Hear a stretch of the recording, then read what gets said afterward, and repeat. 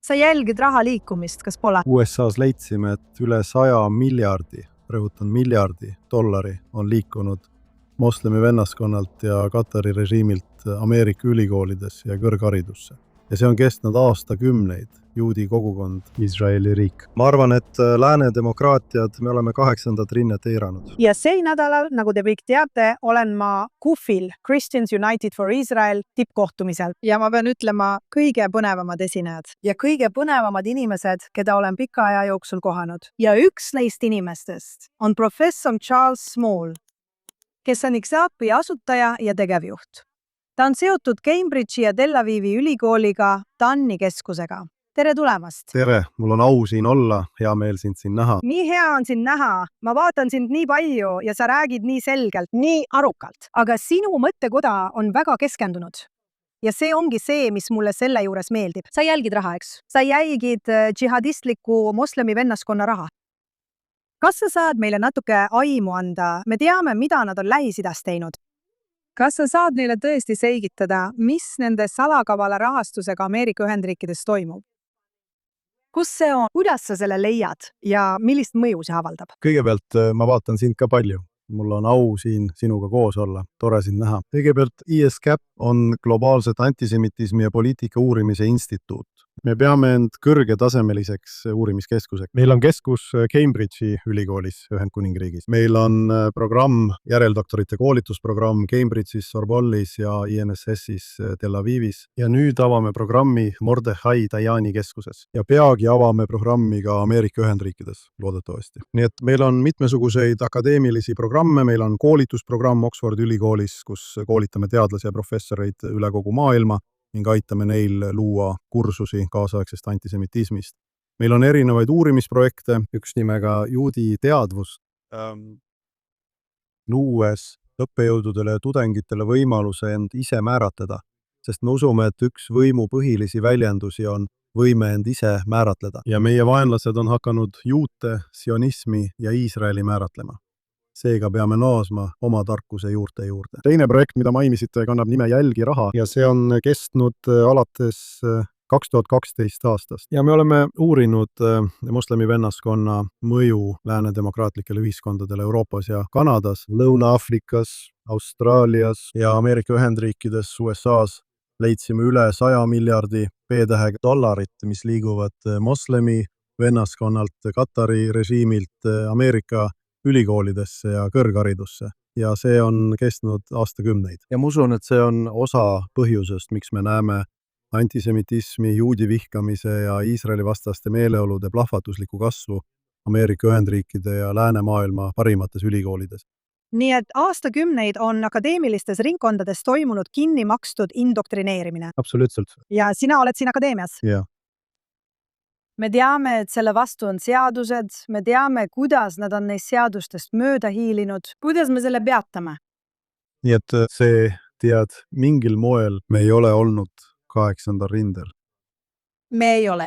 Juudid, Me jäime magama. juudi kogukond, Iisraeli riik. Ma arvan, et lääne demokraatiad me oleme 8. rinde unarusse jätnud. Teadlased, kes õppisid heades ülikoolides alates 70-ndatest, 80-ndatest ja 90-ndatest. Me teadsime, et miski ei olnud õige. Iisraeli kujutamine kui mingisugust võõrast üksust, kui rassistlikku koloniaalset üksust. See oli osa intellektuaalsest maastikust. Kas see oli kunstlikult loodud? Absoluutselt. Osta selle raha eest. Rahal oli oluline roll. Ma arvan, et see on samuti ilma liiga esoteeriliseks muutumata. Me elame postmodernsel ajastul, postmodernsuses. Nii ütles käed sääd mulle. Nad leidsid viljaka pinnase inimeste seas, kes juba mõtlevad. Teate küll moraalse relativismi võtmes ja kõige muu sellisega. Absoluutselt. Nii et moraalne relativism mängib rolli, läänevastasus, teate küll, arusaamad läänevastasest hegemooniast, radikaalsel vasakpoolsusel või osa intellektuaalsest diskursusest. Ja mis on muret tekitav, teil on inimesi niinimetatud intellektuaalsel vasakpoolsusel, näiteks Judith Butler, Michel Foucault, Edward Said, kes on ühes voodis radikaalse poliitilise islamiga. Yeah. Radikaalne poliitiline islam. Ma väidaksin, et see on suure islami usu moonutus. Teate, see sai alguse umbes 100 aastat tagasi Egiptuses moslemi vennaskonnast. See moonutab islami väga kitsaks ja tagurlikuks vormiks. Moslemi vennaskond võtab oma tuumaks Euroopa genotsiidilise antisemitismi ning teeb sellest oma tegevuse põhieesmärgi. Nii et siin toimub siiani tarkade protokollide ja hiljem isegi natsismi ühinemine. Aga me teame, et need protokollid olid sõnad ja ideed, mis viisid Shoahani, mis viisid holokaustini. Mõned holokaustini viinud ideed, näiteks rassistlik antisemitism, on huvitaval kombel tulevad samuti ülikoolidest, parimatest ülikoolidest, bioloogia, eugeenika, sotsiaalteaduste ja teoloogia osakondadest. Kas me oleme tagasi natside teooria juures? Jah, nii et moslemi vennaskond, keda mõjutasid osaliselt natsism, fašism ja protokollid, nende eesmärk ei ole mitte ainult Iisraeli hävitamine, vaid ka juudi rahva hävitamine. Jah, kui vaadata Hamasi, moslemi vennaskonna Palestiina haru põhikirja, nad sisuliselt plagieerisid Sioni tarkade protokolle, kasutades neid oma lepinguna Jumalaga. Ja Yusuf al-Qaradawi, moslemi vennaskonna vaimne juht, kes minu arvates muutis islami teatud mõttes palestiinapäraseks. Teate väitis kogu oma elu jooksul, et tõeline usklik, tõeline moslem on kohustatud jätkama Hitleri tööd. See on vennaskonna põhielement. Ja siiski Saudi Araabia enne 11. septembri rünnakuid ja nüüd Katar, riigid, mis on moslemi vennaskonnaga mestis ja propageerivad seda ideoloogiat, on rahastanud liberaalset haridust, meie parimaid ülikoole, juhtivaid meediakanaleid juba aastakümneid. Nad tahavad ühiskondi seest poolt lahti harutada. Kas lõppeesmärk on lääne tsivilisatsioon ja juudid on lihtsalt takistuseks? Nii et jah, punaroheline liit, sul on radikaalne vasakpoolsus, kes püüab vabastada neid, keda kunagi koloniseeriti, ja islamistid tahavad hävitada kõik Euroopa kristliku ja juudi mõjujäljed selles piirkonnas. Nii et on olemas see punaroheline liit ja moslemi vennaskonna eesmärk on viia Iisrael, miks on nende avalikult välja öeldud eesmärk juba 50 aastat tagasi, viia Iisrael eemale Ameerika Ühendriikidest ja läänest, et seda nõrgestada ja isoleerida. Ja 50 aastat tagasi sõnastas moslemi vennaskond, et kui Iisrael on marginaliseeritud ja nõrgestatud, kasutada antisemitismi, et nõrgestada ja hävitada Ameerika Ühendriigid ja lääs, alustada väikese saatanaga ja siis minna suure saatanani. Ja nende roll on hävitada demokraatia ja asendada see väänatud islami käsitlusega. Aga me ei näe seda ainult akadeemilises maailmas. Me näeme seda ka nüüd Ameerika poliitikas, kas pole? Absoluutselt, nii et inimesed nagu Mandani, tead küll, hõlmab, ta on selle omamoodi pesamuna. Islamismi ja marksismi. Ja Kui neil kunagi oleks laps, siis see oleks tema. jah, ta on punarohelise alliansi kehastus, sofistikeeritud, tark, pööndunud, Väljendusriikas. kõneosav, teise põlvkonna intellektuaalsete ja kultuuriliste suurkujude esindaja. Tema ema on tunnustatud filmitegija, tema isa on Columbia ülikooli professor ja tema on, tead, kuigi sündinud Aafrikas teise põlvkonna moslemi vennaskonna mõjudega, tead meie kultuuriasutuste koorekiht parimad saavutused. Ja ta püüab Iisraeli Ameerika Ühendriikidest eemale tõugata, ta ajab salakavalat antisemiitlikku agendat ja ta üritab ka demokraatlikke riike nõrgendada. Ja nüüd pole seda siin Ja. enam temast. Nüüd on see liikumine koos Ameerika demokraatlike sotsialistidega. Me näeme, et see ilmub igal pool. Kas nad kavatsevad demokraatliku partei hävitada? Ma arvan, et demokraatlik partei on teelahkmel. Ma arvan, et nad on kriisis. Radikaalne vasakpoolsus ründab keskust. Nii et ma arvan, et me tegime 5-osalise, 5-köitelise raamatu nimega Globaalne antisemitismi vastasus, modernsuse kriis. Ja selles kriisis, selles majanduslikus, kultuurilises ja poliitilises kriisis äärmuslased ründavad demokraatlikku keskust. Nii et sul on radikaalne vasakpoolsus, radikaalne parempoolsus, mis samuti ärkab, ja radikaalne islaam ründab meie ühiskonna demokraatlikke institutsioone. Jah, see on tõesti ohtlik hetk ajaloos. Ja ma loodan, et demokraatlik partei ja ühiskond üldiselt suudavad selle äärmusliku demokraatiavastase elemendi enda seast tagasi tõrjuda. Kuidas teie organisatsioon siis tegutseb? Milliseid lahendusi teie organisatsioon pakub? Te olete probleemi diagnoosinud? See on hirmutav. Mida me selle vastu teeme? Nii et ma arvan, et probleemi diagnoosimine, kui tahad head strateegiat, Ja me teame, millega sa tegeled. Kindlasti. Nii et me kaardistame ja dešifreerime. Ja nüüd ma arvan, et kui me mõistame mõningaid selle antisemitismi plahvatuse põhjuseid, siis ja mingil moel oleme seda filmi varem näinud 2 maailmasõja vahelisel perioodil, kui demokraatlikud institutsioonid olid kriisis ja inimesed olid üha enam marginaliseeritud ja institutsioonidest kõrvale jäetud, kui ühiskondlikku lepingut ei täidetud. Inimesed on hirmul ja vastuvõtlikud äärmuslikele sotsiaalsetele liikumistele. Nad täidavad selle tühimiku alati. Nii et me oleme seda filmi varem näinud ja ma arvan, et kui me mõistame mõningaid põhjuseid, inimesed, kes hoolivad demokraatiast, juudi kogukonna organisatsioonid, ma arvan, et Euroopa ja Põhja-Ameerika julgeolekuasutused peavad tõesti rohkem pingutama ja võtma selge seisukoha selle antidemokraatliku sotsiaalse liikumise vastu. Sul on keskus Cambridge ülikoolis. Kuidas seal asjad on? Asjad on hästi, nagu sa võid ette kujutada, akadeemilises maailmas oleme me minu arvates ühel peamisel rindel, kus peetakse intellektuaalsel tasandil sõda demokraatia ja juudi rahva vastu. Need institutsioonid on olnud aastakümneid infiltreeritud nende demokraatia vastaste antisemiitlike üksuste rahastuse ja muude toimijate poolt. Aga ma arvan, et on siiski veel vastupanukoldeid ja ma arvan, et inimesed, kes hoolivad demokraatlikest põhimõtetest, on head liitlased ja meil on Cambridge'is tõesti häid liitlasi. Ja ma arvan, et ka teistes ülikoolides on liitlasi. Ja ma arvan, et kui inimesed mõistavad, millist ohtu moslemi vennaskond ja välisrahastus kujutavad nende liberaalsele, demokraatlikule, omamoodi liberaalsele haridusele, mis on demokraatia aluseks. Ma arvan, et üha rohkem inimesi saab meie tööst teadlikuks ja liitub meiega. Nii et meil on häid sõpru ja partnereid Cambridge'is. Aga sa võitled ju rahastuse vastu, kas pole? Sa võitled väga hästi õlitatud masinaga, mis rahastab õppetoole ja osakondi.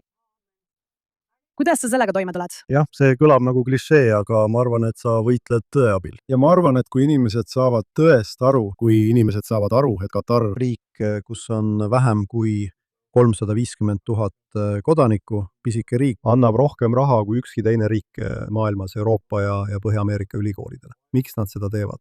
Ja ma arvan, et mida me peame mõistma ja mida rohkem inimesi mõistab, on see, et Katari režiimil on baiah. Islamius sundis on baiah, on vaimne tõotus moslemi vennaskonnale. Nii et režiim järgib kõiki vennaskonna religioosseid ettekirjutusi, otsuseid ja fatvasid, mis hõlmab mitte ainult antisemitismi ja üleskutset Iisraeli hävitada, vaid ka üleskutset demokraatia hävitamiseks. Yeah.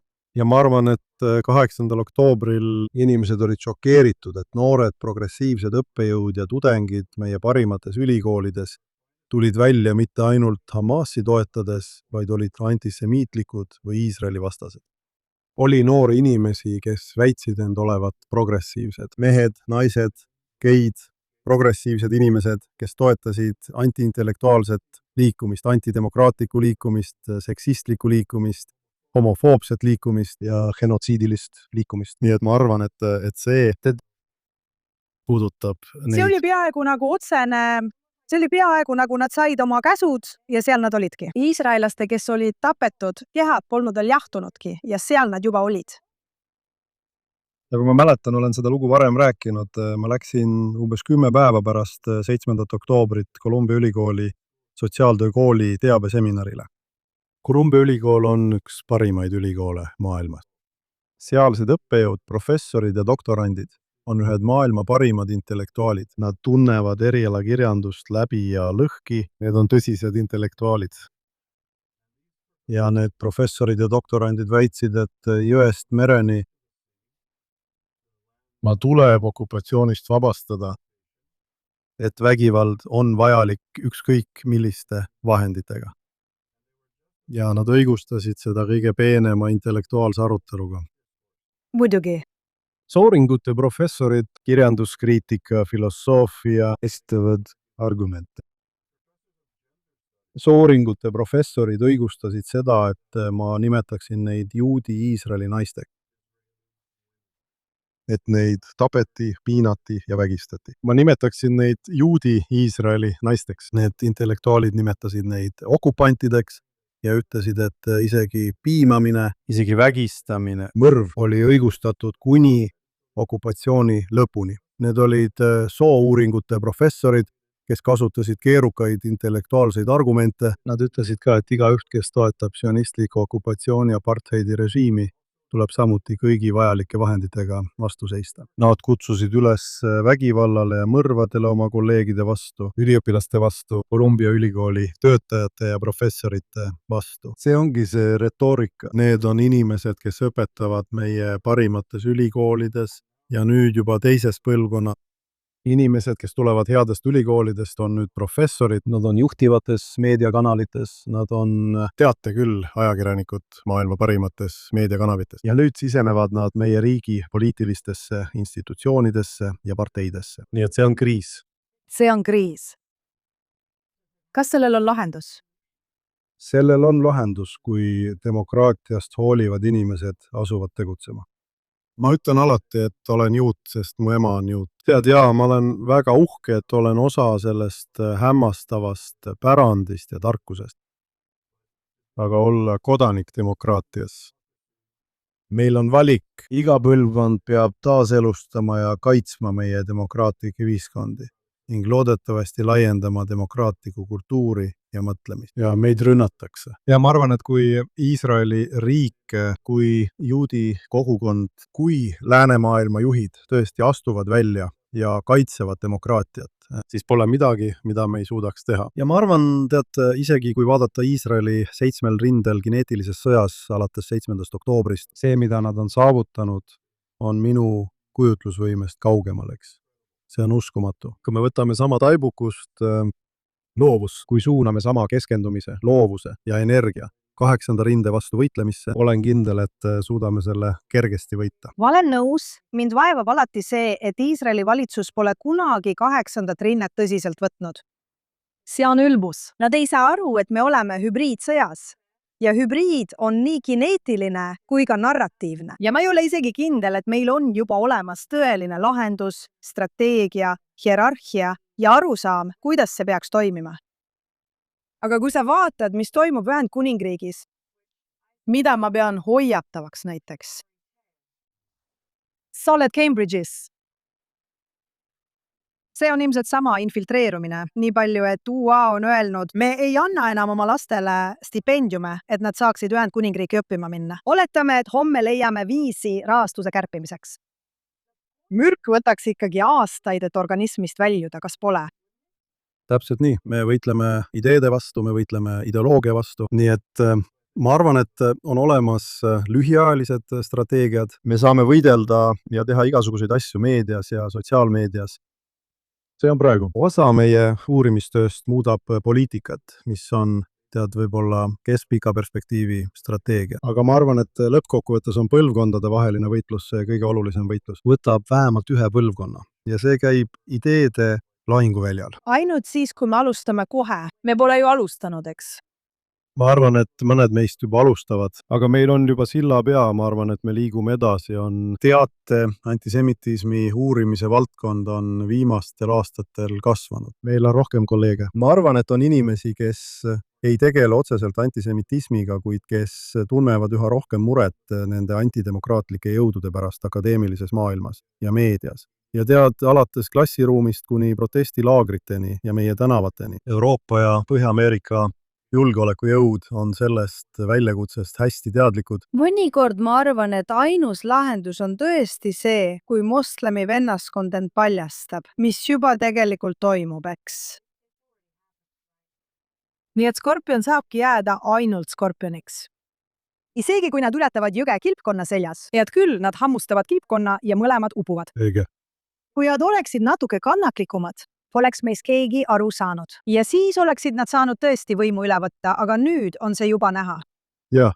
Ma mõtlen, et me näeme nüüd Ühendkuningriigis vastureaktsiooni selliste tegelastega nagu Tommy Robinson ja Nigel Farage.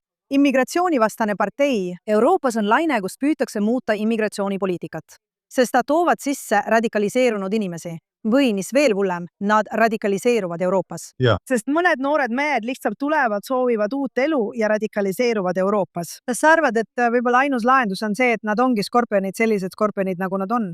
Hiina vanasõna ütleb, et sa ei saa äratada koera, kes teeskleb magamist. Ma arvan, et paljud meist üritavad või teesklevad magamist. Ma arvan, et kui me ärkame üles ja tegeleme selle väljakutsega, ma olen kindel, et meil õnnestub. Vennaskond on võimas sest nad tegutsevad karistamatult. Nad ei kanna selle eest mingeid tagajärgi. jaa. Ja ma arvan, tead inimesed mängivad maha meie järgmise põlvkonna võimaluse olla demokraatlikud kodanikud. Ja me peame seisukoha võtma. Ülikoolid võtavad raha vastu. Tead, näiteks Cornelli ülikoolis avastasime $10 miljardit ja olen kindel, et seda on veelgi. Rohkem. Georgetowni ülikool. $1 miljardit. Texase A&M ülikool $1,3 miljardit. Nimekiri jätkub ja jätkub kuni $100 miljardi. Nad võtavad raha üksustelt, kes tahavad demokraatiat hävitada, üksustelt, kes tahavad hävitada seda, mida tähendab liberaalne haridus. Sõnavabadus. Nad peavad isegi niimoodi rääkima. On olemas üksusi, kes tahavad haridust alutada ja ei luba naistel koolis käia. See on hämmastav. Meie institutsioone tuleb kritiseerida selle eest, et nad ei kaitse meie tulevikku. Mis ei lase sul öösel magada? Ja mis annab sulle põhjust optimismiks? See on hea küsimus. Ma arvan, et mis annab mulle põhjus olla optimistlik. Ma töötan uskumatute inimestega, imestusväärsete inimestega, nii et see on õnnistus. Ma arvan, et juutide lugu, pärand ja õppetunnid. Tarkus, meie eluviis, me oleme. Meil on võime püsida ja areneda, kohaneda ja säilitada hoolimata väljakutsetest. Nii et ma arvan, et mida meie esivanemad on meile õpetanud, mida Iisraeli riik meile õpetab, on miski, mis annab meile. Me peame andma endale lootust. Ma arvan, et inimesed, kes rajasid Iisraeli riigi, holokausti tuhast pagulastest, tead küll, Lähis-Ida ja Põhja-Aafrika riikidest. See, mida nad tegid selleks, et luua see riik, mis on nii elujõuline ja muutunud nii suureks majanduslikuks, tehnoloogiliseks ja demokraatlikuks edulooks. Olles nende antidemokraatlike sotsiaalsete liikumiste eesliinil, millel on surmakultuur, millele me vastu seisame. See on hämmastav ja see annab mulle lootust. Ja kui Iisrael suudab eksisteerida aastal 2026, nii nagu ta seda teeb, ma arvan, et see on õppetund kõigile, kes hoolivad demokraatlikust tulevikust või juudi tulevikust. Aamen. Ma tahan jagada sinu optimismi. Minu jaoks on optimism ka see, et on mõned Araabia riigid, kes on teinud kõik endast oleneva ja on edukalt suutnud oma ühiskonda deradikaliseerida. Absoluutselt, meil on tõesti, ma arvan, head liitlased, kes mõistavad võib-olla palju rohkem, kui meie läänes mõistame. Nemad mõistavad selle salakavala inimvaenuliku ohu tõsidust. Nii et meil on suurepärased liitlased, kes mõistavad vaenlase mõttemaailma. Me peame nende kogemusest õppima ning kasutama oma andeid ja ressursse, et vastu võidelda. Professor Smoos, aitäh teile selle uskumatult olulise töö eest. Aga see on elu muutev, maailma muutev asi. Sa teed. Ja me loodame siin varsti Jeruusalemmas näha. Amen, mina ka. Aga tõesti, aitäh, et mind kutsusid. Aitäh. Enam.